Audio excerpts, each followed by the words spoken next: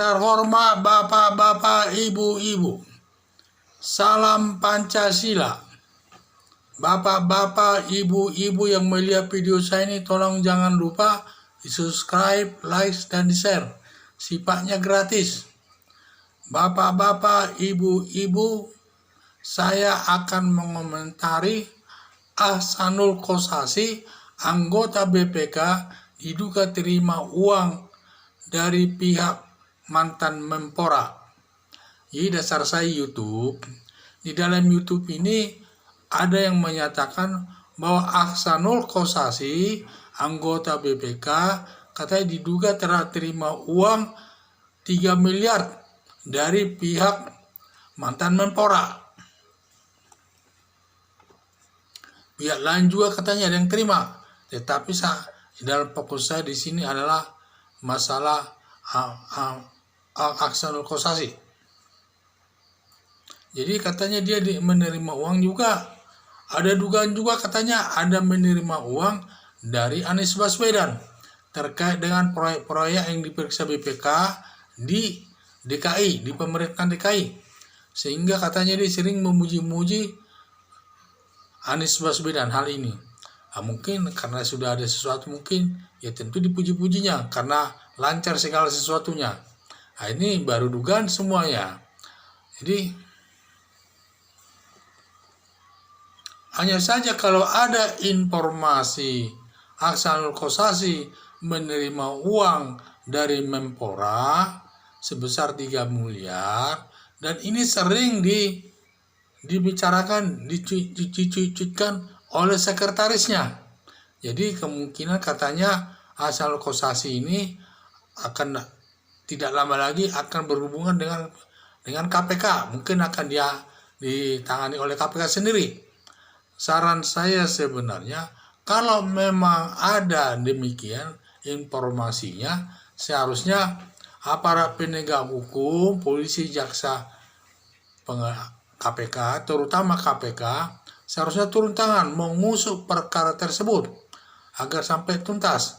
Jadi untuk salah satu tujuannya untuk memberantas tindak pidana korupsi. Karena menerima uang 3 miliar ini sudah melanggar Undang-Undang nomor 20 tahun 2001 tentang pemberantasan tindak pidana korupsi. Ancaman hukumannya itu dalam pasal 5 selama 5 tahun, pasal 11 selama 5 tahun juga. Sedangkan pasal 12 ancamannya seumur hidup dan hukuman badan maksimal 20 tahun. Nah, yang bisa dijatuhkan kepada ini yang namanya disebut perbuatan korupsi sifatnya gratifikasi. Jadi gratifikasi itu yaitu menerima uang dari seseorang yang berhubungan dengan jabatannya. Mungkin uang itu diterima kaitannya pada saat diperiksanya badan olahraga itu atau Pemda DKI diperiksa. Mungkin banyak temuan-temuan yang sifatnya melanggar hukum. Supaya temuannya itu baik hasilnya, maka diberilah UTP wajar tanpa perkecualian, artinya bahwa kinerja Pemda DKI itu baik, tidak masalah. Demikian juga kasus daripada Menteri Olahraga itu mungkin dia pernah diperiksa sehingga baik semua hasilnya.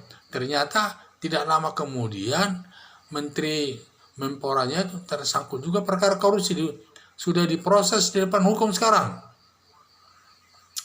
Ya itulah yang saya lihat. Tapi perlu diketahui bahwa Ahsanul Kossasi ini katanya aparatnya itu dari unsur partai politik, salah satu pada kader partai politik. Ya memang kalau kader partai politik tentu dia syarat dengan perbuatan korupsi setiap kinerjanya.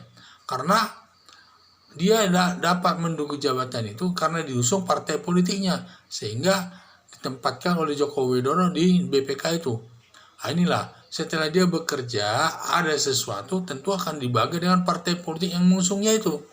Jadi sudah wajarlah kalau itu.